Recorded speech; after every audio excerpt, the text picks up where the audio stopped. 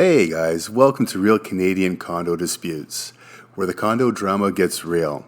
Condo boards, condo rules, and real owner battles from across Canada.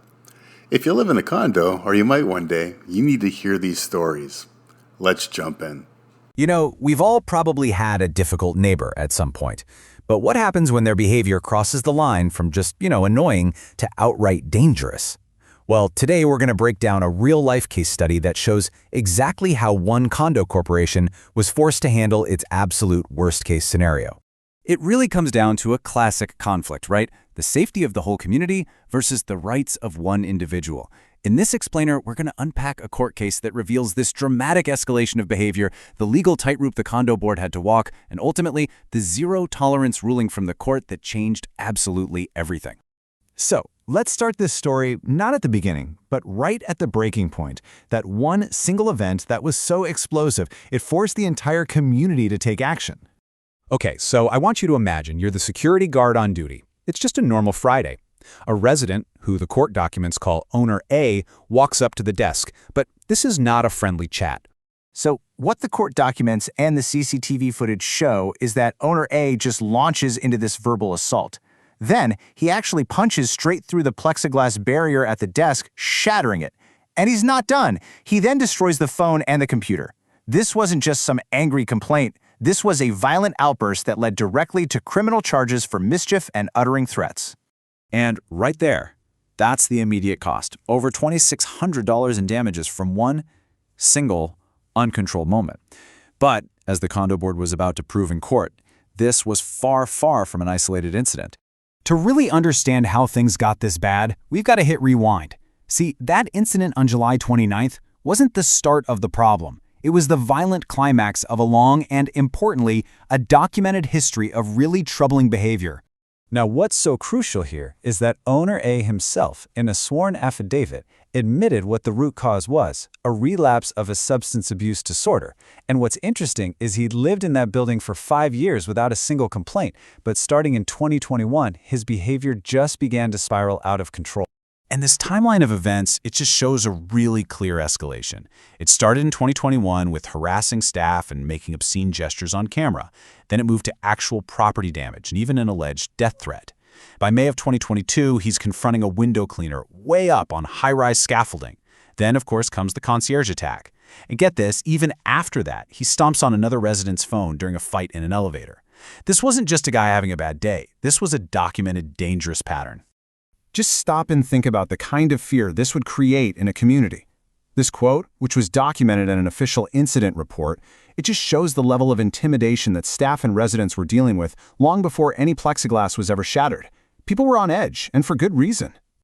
So with all this going on, how in the world did the condo's board of directors handle it? I mean, they weren't just dealing with a difficult resident anymore. They were navigating a serious legal minefield. And here was their core conflict, right? On the one hand, the board had a clear legal duty to protect the entire community from harm. But on the other hand, Owner A was a property owner and he had rights too. They couldn't just throw him out. They had to follow a very strict legal process. And this is absolutely key. Taking legal action wasn't just an option for them. It was a legal obligation.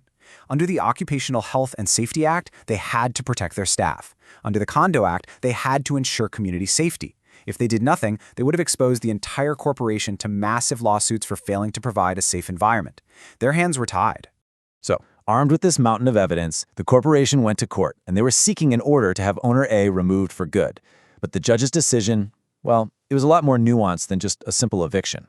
You see, the judge acknowledged how severe all this behavior was, but also took into account that Owner A had expressed remorse, he had documented proof he was seeking rehabilitation, and the fact that, hey, he'd been a good neighbor for 5 years before this whole thing started. So instead of an immediate eviction, the court decided to craft a very powerful final warning. It's something called a conditional eviction order.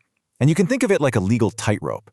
It gives the owner one last chance to get their behavior in line, but if they slip up even once, the safety net is gone. The consequences are automatic and they are severe. And the conditions for walking this tightrope were incredibly strict. First, a zero-tolerance policy. That meant a strict no-contact order with staff and total compliance with all the building's rules. Second, he had to pay up. That meant covering all the damages plus the corporation's hefty legal fees, a whopping $35,000. Third, and this is the real kicker, any breach, no matter how small, would automatically trigger the final consequence. And fourth, that final step was a forced sale. He would have to leave his home and sell his unit within 120 days. It was literally one strike and you're out. Okay, so that's the story. But what does this pretty extreme case teach every other condo board, manager, and frankly, every resident out there? Let's zoom out for a second and look at the big takeaways. Well, first off, you can see just how incredibly high the stakes are for absolutely everyone involved. The corporation is staring down massive liability, the community is living with legitimate safety fears, and for the owner at the center of it all, the risk is the loss of their home and some crushing financial penalties. And if you want to see that financial risk in black and white, just look at these numbers. The legal costs alone were more than 10 times the amount of the actual property damage he caused. It's a really powerful reminder of the true price of failing to live by a community's rules. But if there is one single lesson to pull from all of this, this is it. The condo corporation won this case and was able to protect its residents for one simple reason. They had a clear, detailed, and undeniable paper trail. Every incident report, every CCTV clip, every single email, it all built an irrefutable case. Without that meticulous documentation, the outcome here could have been completely different. Ultimately, this case serves as a really clear roadmap for how to handle a nightmare scenario. It proves that with diligence, with a proper process, and a real commitment to safety, a community can protect itself. And it leaves every condo resident and every board member out there with one critical question. Are you prepared? Thanks for watching Real Canadian Condo Disputes. If you found this breakdown useful, hit like, subscribe, and share your own condo experience in the comments.